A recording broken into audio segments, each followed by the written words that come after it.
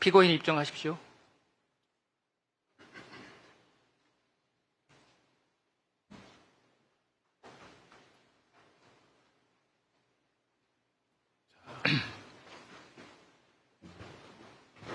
들어왔습니다. 윤석열.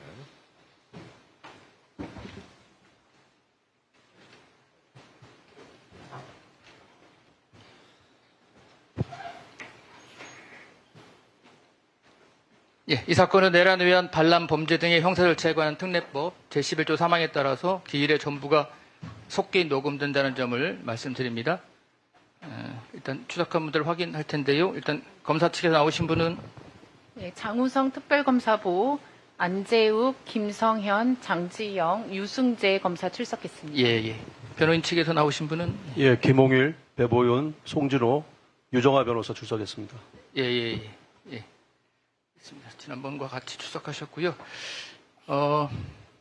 일단 피고인 출석하셨는데 오늘 판결 선고는 일단 주문 낭독을 제외하고는 뭐 좀 설명할 내용이 길어서 피고인 착석한 상태에서 진행하도록 하겠습니다. 예, 오늘 판결 선고는 먼저 공소사실 및 원심 판단의 요지, 다음에 피고인과 검사의 항소 이유와 이에 대한 판단, 결론, 양형 이유, 주문 순서로 말씀드리겠습니다. 먼저 이 사건 공소사실 및 원심 판단의 요지를 말씀드리겠습니다. 이 사건 공소사실은 크게 5부분으로 나눌 수 있습니다. 자, 첫 번째는 국무위원 심의권 침해로 인한 직권남용 권리행사 방해로서 국무회의 소집 통지를 받았지만 국무회의에 참석하지 못한 2인의 국무위원 및 소집 통지를 받지 못한 7인의 국무위원의 국무회의 심의권을 침해하였다는 것입니다.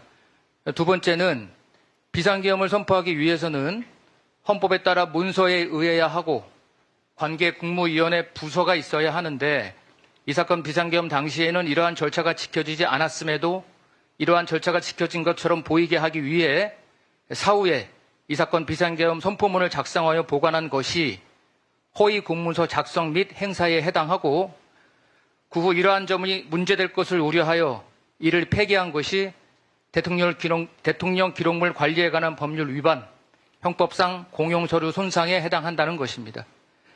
세 번째인 허위 공보 관련 직권남용 권리 행사 방해는 피고인은 이 사건 비상계엄 당시 국회의원의 국회 출입을 통제하고 헌법과 법률이 정한 요건과 절차를 지키지 않았음에도 직권을 남용하여 이와 다른 허위 내용의 피지, 언론 관련 정부 입장을 말합니다.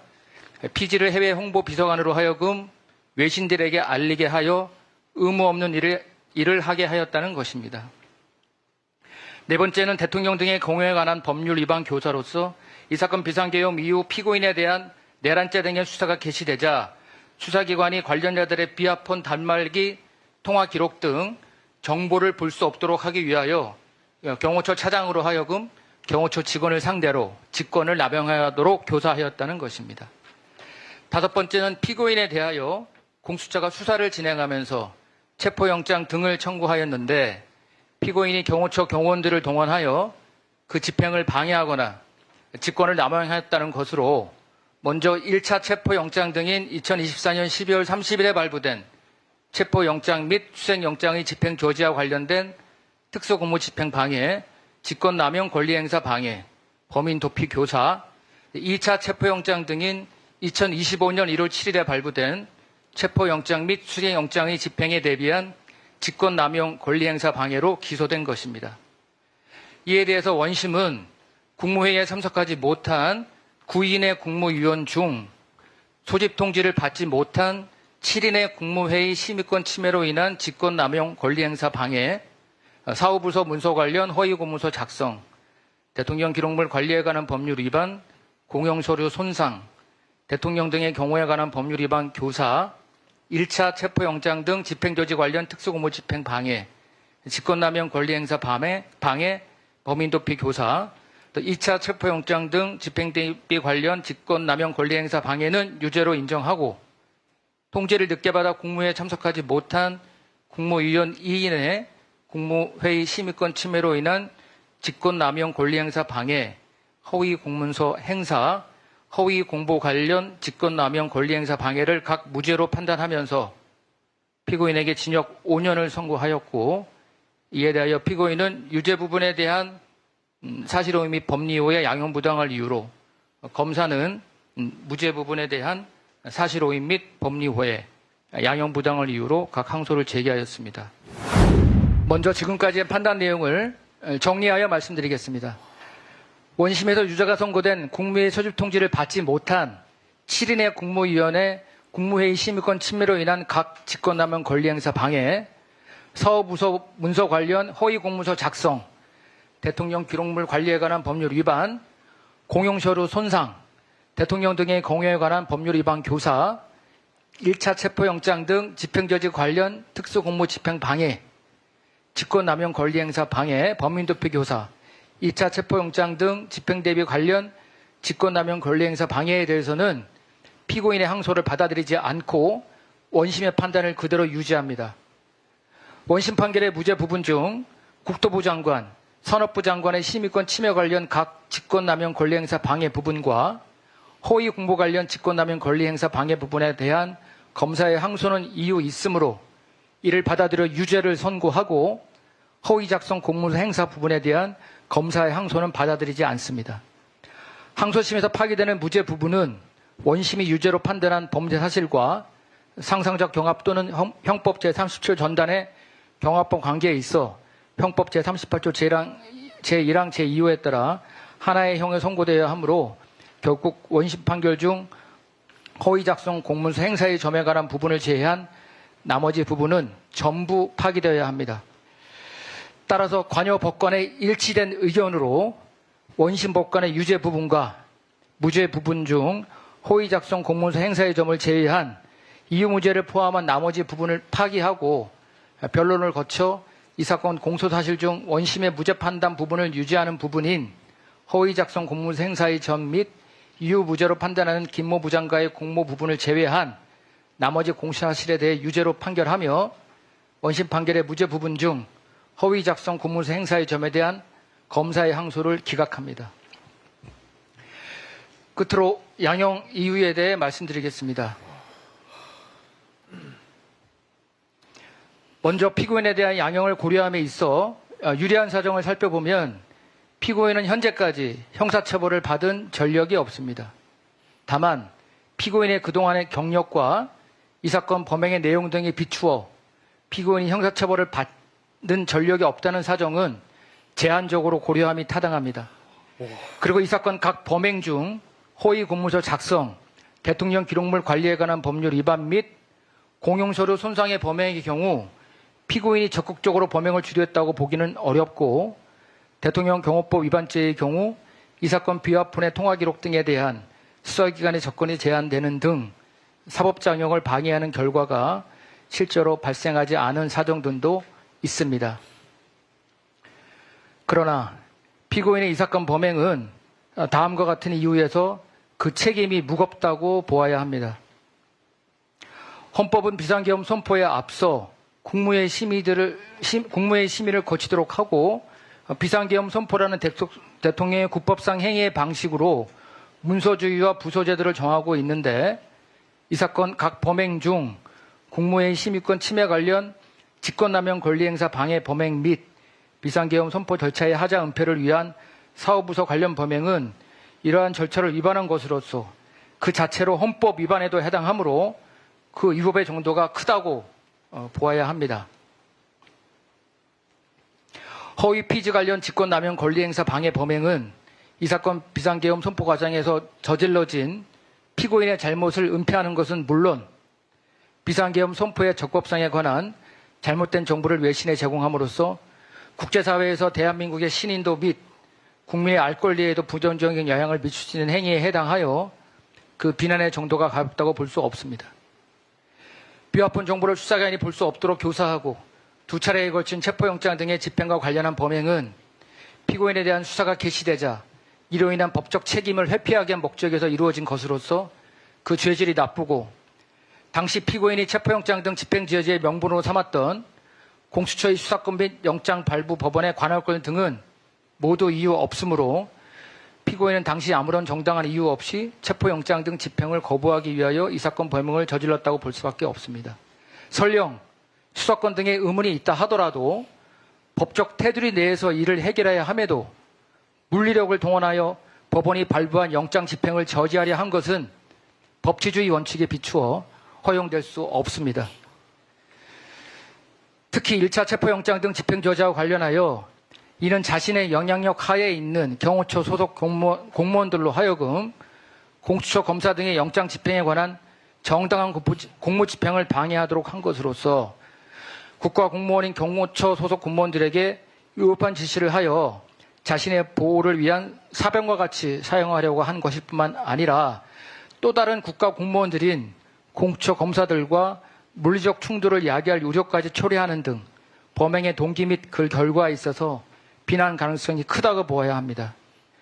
피고인은 앞서 본 바와 같이 체포영장 등의 집행을 거부한 사유들을 포함하여 이 사건 범행 전체에 대하여 수사기관 이래 항소심에 이르기까지 같은 주장을 반복하며 자신의 책임을 회피하려고 하는 등 범행 후의 정황도 양형에 불리한 요소로 판단되어야 합니다. 특히 피고인은 이 사건 각 범행 당시 현직 대통령으로서 헌법을 준수하고 국가를 보위하며 국민의 자유와 권리를 증진을 위하여 노력해야 할 막중한 책임을 부담하였음에도 불구하고 이 사건 비상계엄 선포 이후 저지른 이 사건 범행으로 인하여 사회적 혼란을 더욱 가중시키는 등 대통령으로서의 책무를 저버린 것으로 볼 수밖에 없습니다. 이러한 점을 종합하면 피고인의 책임이 중하다고 볼 수밖에 없으므로 이에 상응하는 처벌이 불가피하다고 보입니다. 다음과 같이 선고합니다. 피고인 일어서십시오.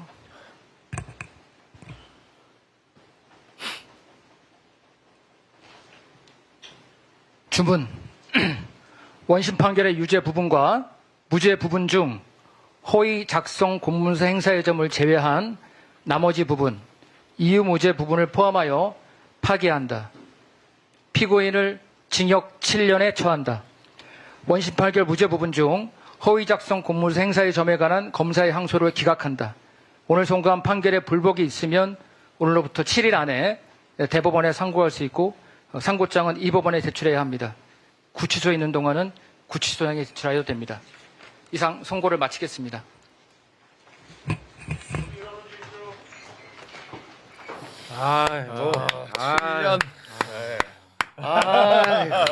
야, 근데 내용이 진짜. 기가 막혔습니다. 우리가 그 백대현 선고가 났을 때 네. 우리가 그 의심스러워했던 부분들이 있었거든요.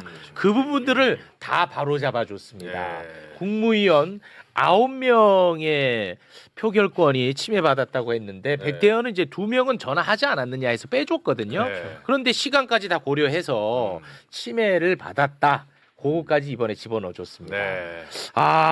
저는 뭐 구형만큼은 아니었습니다만 7년 내용이 워낙 좋았기 때문에 어느 정도 만족하는 편입니다. 새로운 어떤 유형인 것 같아요.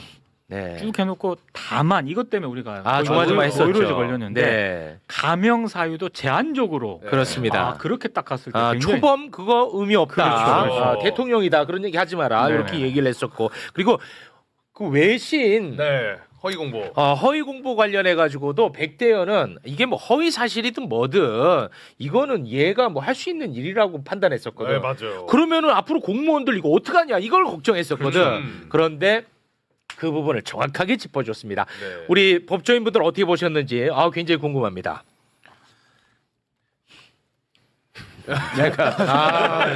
저는 좋았어요. 네. 네. 저는 그 국무회의 관련된 부분이라든지 이런 부분에 있어서 단순히 이제 형법적 의미만 따지는 게 아니라 네. 헌법적 의미도 따지면서 맞아. 헌법적 의미를 훼손했기 때문에 이건 중하게 볼 수밖에 없다라고 네. 판단을 해준 게 좀 종합적으로 사안을 좀 봐준 게 아닌가라는 느낌을 받았고요.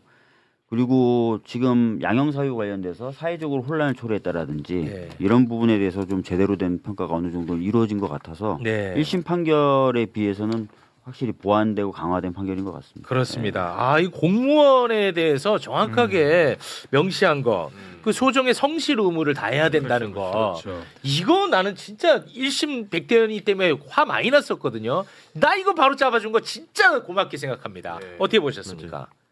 중요한 얘기죠. 이게 우리 이진관 판사 재판을 통해서도 약간의 후련함을 느끼셨다면 네. 그 이유가 헌법을 기준으로 애초에 판단을 맞아요. 시작했다는 점에 맞아요. 헌법을 기준으로 그거는 국민 주권의 정신을 생각하고 있었다는 거고 어느 정도 올라갈 거라고 예상은 했지만 이 항소심 판결에 걸맞는 수준의 설시를 해줘서 되게 반갑고요. 개인적으로는 저는 윤성식 대신 예전에 막타우 대신 뛰어준 보람이 있다고 생각합니다. 네? 이게 무슨 네? 말이에요? 이분은 뭐 다 우리가- 이렇게 이 포레스트 검프야. 지금, 아니야, 아니야. 지금 우리 판사가 저 윤성식 판사입니다. 우리 한동수 부장님하고 연수원 동기고 그래요? 네, 저하고 다 법무관 동기들인데 법무관 훈련 그 장교 훈련 받을 때 공수 지상 훈련 하거든. 어. 막타오가 뭔지 몰라요? 막타오? 그 사람이 가장 공포를 느끼는 아, 높이가 예. 11점 몇 미터에서 네, 네. 이렇게 낙하산 뛰어내리는 그거 훈련하는 거 연습하는 거 있는데 네. 이게 하나씩 막 뛰어내리기 때문에 네, 레페 훈련. 네. 아니야 막타오는 그냥 뛰어내리는 아, 그냥, 거예요. 어. 네. 근데 그거를 이렇게 멈칫하다 보면은 이렇게 내려다보면 못 뛰거든.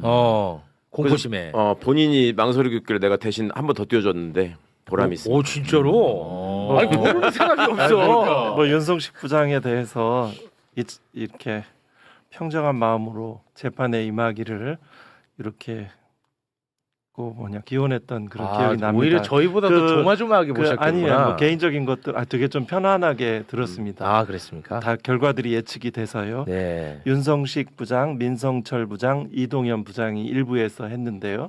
아까 관여법관의 일치된 의견으로 네. 그렇습니다. 이 원래 대법원 판결에 쓰는 용어인데 네. 세 사람 사이에 의견이 없었다는 것이고 아. 저는 7년일까 10년일까 이렇게 계속 쭉 봤는데 이거는 중도적인 그냥 양형을 선택한 것인 것 같아요. 네. 그렇지만 그 말씀하신 대로 허위 공보 부분에 대해서 이거는 1심 무죄 이유가 법령상 그 의무다. 시키는 대로 해야 된다. 시키는 대로 다 해야 된다. 그런 취지로 그 외신 대변인하고 그 비서관은 그냥 따라야 될 의무만 있을 뿐이지 그거에 대해서 뭐 사실이 아니다라도 그거를 뭐 거부하거나 전달하지 않을 의무는 없다는 형식 논리로 판단을 했는데 예. 그렇다면은 그 아까 성실 의무에서 그 근거를 찾아내서 결국 그렇게 하면 안 된다라는 그렇지. 것이 의미가 있고요. 그리고 나머지 2명 국토부 산자부 장관도 되게 이상하잖아요. 1심 결론이 맞습니다. 연락만 하고 기다려 도착하는 시간도 고려하지 않고 의사정서수 다 찬내하고 회의를 진행하는 것을 그 사람들이 가지고 있는 고유한 국무위원으로서 심의권을 침해하지 않았다고 보는 것이 굉장히 형식적이잖아요. 말이 안 되죠. 그런 부분들을 좀 이렇게 법리상 법률상 근거들을 잘 찾아내면서 네. 논리적인 논증을 해서 역시 뭐 고등법원 이 판사들답게 아주 간결하게 표현을 해서 이건 대법원에 가서도 그대로 유지될 것으로 이렇게 네. 예측이 됩니다. 다시 한번 말씀드리지만 이 중점을 공무원의 입장에 두느냐 국민의 입장에 두느냐의 차이예요 이게. 그렇잖아요. 공무원 시킨 대로 해야지 뭐 어떻게 뭐 네. 이런 식의 생각이 문제였던 거죠. 네. 그래서 제가 그 백대현한테 정말 고통스러웠던 게 뭐냐면 그런 논리라면은 윤석열이 내란 저지르면 밑에 사람들 다 따라야 그렇죠. 되는 거예요. 따라가야 되는 거예요. 네. 어쩌면 그 사람들의 항변을 수용해 주는 거지. 그렇지. 대통령이 시키는데 뭐 네. 이 말이었는데. 그래서 굉장히 저는 그 위험하게 봤었는데 맞습니다. 예. 요거를 바로잡아 준 게 워낙 마음에 들어서 제가 좀 좋아하는 표정을 많이 지었는데 저에 대해서 판사한테 또 돈 먹었냐고 7년에 네가 좋아한다고 너가 그게 한계라고 지금 난리 났습니다. 구형이 10년이었죠. 네, 구형이 이제 10년이었고 뭐 아쉬운 측면이 있습니다만 네. 이게 내용이 그래도 좀 좋았기 때문에 뭐 어느 정도 저는 개인적인 소견입니다. 좀 뭐 만족하는 그런 편입니다. 그러니까 확실히 좀 제대로 된 판결이다 또는 제대로 된 판결 쪽에 가깝다라고 판결 나오는 거를 보면은 아까 최강욱 의원님 말씀하신 대로 헌법적 기준을 많이 강조하고요. 네. 반면에 지기현 판사 같은 경우에는 우리나라 헌법을 얘기 잘 안 하잖아요. 그렇습니다. 외국 사례를 자꾸 얘기해요. 맞아. 뭐 사자성어 얘기하고 맞아요. 이런 식으로 하는 게 좀 차이가 있는 것 같아요. 네. 요 핵심 단어 중에 네. 법치주의. 법치주의. 이게 꼭 들어가야 되는 사건이지 않습니까? 네. 윤석열 당신도 법적 테두리 내에서 행동했었어야 한다. 법치주의를 훼손한 것이다. 라는 헌법의 정신들을 재천명하였다고 생각됩니다. 네. 마지막 부분까지도 설사 네가 볼 때 위법이었다고 하더라도 합법적인 절차를 통해서 그거를 저지하든지 대항하려고 그렇지. 해야지. 맞아. 물리력을 동원해놓고 무슨 말이 맞냐. 네. 이게 이제 중요한 그렇습니다. 형이 올해- 올라가는 요소로. 네, 오랜 특수부 검사 내에서 법 위에 군림하는 그렇죠. 이런 네. 태도들이 그렇지. 아주 자연스럽게 그 계엄 선포문 나중에 만들어서 세 단계 파쇄하는 활동들이 너무나 생생하게 네. 그려집니다. 근데 제가 이 보면서 또 느꼈던 게 윤석열 이놈이 별의별 거를 다 트집 잡았구나. 맞아. 야, 그거 맞아. 하나씩 다 격파하는데 시간이 너무 많이 그래서 들었는데. 근데 그걸 보면서 진짜 이 법꾸라지 놈들은 진짜 문제가 심각하다. 그런 생각이 들었습니다. 근데 역시나 이제 그거를 또 트집 잡았더라고. 직권 남용에 대한 부분. 윤석열이가 나 그때 대통령 탄핵됐었는데 나 직권 없었는데 맞아. 그게 어떻게 직권 남용해 이거를 또 썼더라고 이놈이. 근데 그것도 역시 논리로 아주 박살을 냈습니다. 윤석열 너가 경호처장을 통해 가지고 직권에 없는 일을 시킨 거 아니냐. 맞아요. 이것은 직권 남용의 공범이 된다. 네. 야, 이건 정말 훌륭한 논리였습니다. 바깥에 나가서는 탄핵 공소행 노라고 자체가 그 자기의 직권이 아니고 네. 그 이제 경호처장의 직권. 처장의 직권을 그 남용한 것이고 그렇습니다. 그분의 공범 관계가 된다. 형법 정칙에 네. 말하는 공범과 신분 관계 규정에 따라서 재밌더라고요. 공범이 된다. 저는. 이거 예. 아주 너무 말도 안 되는 주장을 한 그렇습니다. 근데 저는 요새 예전 같았으면 경험도 못 해볼 일 이렇게 법꾸라지들의 그렇죠. 법 기술을 이제 접하면서 야, 이게 나는 굉장히 재밌어. 근데 저런 기술을 쓸 수밖에 없는 게 잔재주를 부리는 건데 김건희가 공범 아니라고 주장해가지고 먹혔잖아요. 그러니까 해보는 거예요 여기도. 그러니까 여기저기 다 해보는 거야. 그러니까 이제 그런 끼리끼리의 그런 거를 깨뜨려야 되고. 네. 저기 한동수 부장님 그 판사도 해보고 검찰에도 계셔봤으니까 그거를 좀 시청자분들께 말씀해 주시면 좋겠어요. 그러니까 뭘 많이 썼는데요. 뭐. 그 형사 합의부 판사들이 지금 생중계를 보시면 네. 같은 사안에 대해서도 판단이 너무 다르잖아요. 네. 그죠? 이걸 보면서 우리가 실망하는 면이 있잖아요. 그렇습니다. 그러면 판사 생활할 때 다른 판사들도 나처럼 같이 생각하고 어떤 우리가 합의할 수 있는 기준 하에서 판단할 것이다라고 기대하잖아요.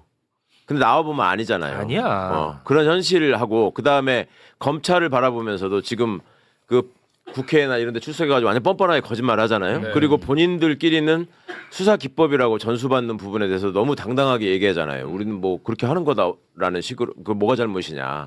근데 그거를 감찰부장으로 보실 때 검사들은 다 저런 수법을 저렇게 가지고 했을 것이다라고 예상했을 거라고 보세요. 아니면 윤석열이 똘마니들만 특정 집단이 그렇게 했을 거라고 보세요. 저는 뭐 일부의 문제는 아니고 전체적으로 퍼져 있는 검사의 수사와 관련된 이게 공소시효에 중요한 관련되고 오늘 제가 요즘 뭐 시민주도 형사소송법 개정에 대해서도 이렇게 연구를 하고 있는데요. 네. 그 중에 한 테마가 검사의 객관 의무입니다. 이렇게 수원 고검 이번에 감찰과 관련돼도 이거는 이 피고인에게 유리한 자료는 제출하지 않으면서 또 불리한 자료 증거를 조작하기도 하고 그러니까 판사가 이렇게 왜 결론이 그렇게 나오냐면 그 중에 판사는 되게 자료에 따라서 판단에 기속되는 존재이기 때문에 자료 자체가 불공정하게 돼 있다면 그런 판단이 나올 수밖에 없는 구조가 되는 거죠. 그걸 최대한 이용하는 거지. 그렇죠. 그러니까 검찰에 오래 근무한 사람은 나는 무죄 받을 수 있다, 무혐의 받을 수 있다고 자신감을 피력해요. 네. 특히 진술로만으로 이루어지는 경우들이 있잖아요. 그렇죠. 이거 아까 그 사후에 만든 계엄 선포문 있잖아요. 네네네. 그 과정도 저는 진술만으로 이루어져서 된 것이지 사실 뭐 강의구 부속실장이든 윤석열 당시 그 진술들에 의존해서 이렇게 사실관계가 이렇게 인정이 됐는데요. 그 네. 부분은 역시 탐구할 지점이 많이 있었다라고 생각합니다. 그대로 네. 믿지는 않습니다. 네. 네.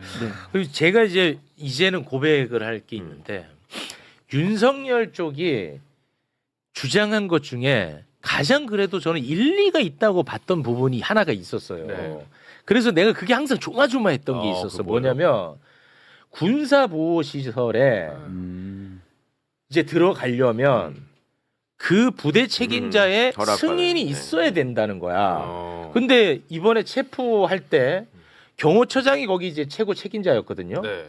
그 승인을 받지 못했어요. 왜냐면 얘네들이 지금 막는 상황이니까. 그래서 이거를 법리적으로 들어갔을 때, 야, 요거는 윤석열 쪽이 이기면 어떡할까. 그게 항상 제가 불안감이 있었거든요. 근데 그 부분에 대해서 굉장히 공익적인 판단을 했더라고. 이렇게 보안에 대한 문제와 공익에 대한 문제가 충돌할 때 그 경중을 따져야 된다라는 얘기가 저한테는 굉장히 또 와닿았는데 요거 좀 정리 가능할까요? 좋은 설명을 해주시는 것 같아요. 네. 저희는 그렇게까지 걱정하셨을 거라고 생각을 저 못했는데 걱정했어요, 솔직히. 이것도 사실은 헌법적 관점에서 보자면 너무 자명한 일이죠. 그러니까 군사시설 보호를 하는 이유가 뭐냐? 그거는 군사시설을 불순한 의도를 가지고 접근하는 사람들로부터 보호하기 위해서 그러는 거거든요. 근데 불순한 의도로 정당한 공권력의 집행을 막으려고 군사시설 핑계를 댄 거예요, 이거는. 그러니까 앞뒤가 바뀐 거죠. 그러니까 그거를 지적하고 있는 거죠. 그러니까 법 취지가 중요하네. 이게 취지가. 문제가 됐을 때 저런 주장을 했을 때 그런 얘기를 했었어요. 그러면 앞으로 군부대장은 무조건 체포 뭐 이런 것도 영원히 압수수색 못하지. 다 막을 수 있는 거냐? 그러니까. 안에 그러면 들어가 말이 안 버리면. 된다. 영원히 이거는 못해. 헌법적으로 해석해야 된다는 얘기를 많이 했었던 거예요. 네. 지금 말씀하신 게 헌법 해석이 가장 중요한 겁니다. 서로 충돌되는 이익과 이 가치들이 형량. 있을 때 네. 이것을 일단은 조화롭게 해석을 해보고 안 되면 어느 것을 우선하는 것입니다. 영장은 우리나라 전국 어디 못 들어가면 안 됩니다. 영장은 다 들어가야 됩니다. 그래서 이 구석에 보면 법 체계의 뭐 문헌과 입법 취지에 따라서 이렇게 해석한다 이런 규정들이 나오죠. 그 법 해석의 기본이 대단히 네, 고맙습니다. 언제든지 방법은 있습니다. 일설, 네. 이설, 삼설이 가능합니다. 윤성식 부장이 현재 지금 펜딩돼 있는 대법관 제청 후보자 중에 한 사람이에요. 그죠? 네. 근데 조희대가 절대 제청 안 할 거예요, 아마. 뭐 다른 견해도 있더라고요. 그래서 여러 가지 뭐 그런 부분은 조금 아닐 수도 있고요. 바뀔 수도 있고 그래서 그런 부분은 하고 뭐 이 의식한 판결이라고는 생각하지 않습니다. 그거는 뭐 알아서들 하세요. 다만 이제 뭐 네. 아주 세부적으로 들어가면 아쉬운 부분은 있습니다. 말씀드리지는 않겠습니다. 예. 오늘은 조금 참아주세요. 네. 고맙습니다. 뭐 저에 대한 이제 비판이 좀 많이 올라오고 있습니다. 앞으로 너의 이름은 최치룩이네. 최치룩. 7년에 만족하는 최치룩. 와. 사실 양형 기준에 해도 11년 3개월인데요. 네. 아주 이건 7년은 조금 국민들이 약하죠. 많이 약하다고 예. 생각하실 수 있겠죠. 뭐 저라고 뭐 아주 뭐 100% 만족하겠습니까만은 그래도 이제 아쉬웠던 부분을 좀 바로잡아줘서 뭐 이 정도는 만족한다 이렇게 표현한 겁니다. 네, 그 부분 사과 말씀드리겠습니다. 아니 이건 이제 치작에 불과하니까 윤석열이가 지금 재판이 한두 개고 죄가 한두 개입니까? 그렇습니다. 그러니까 네. 그렇게 생각하셔서 좀 너그럽게.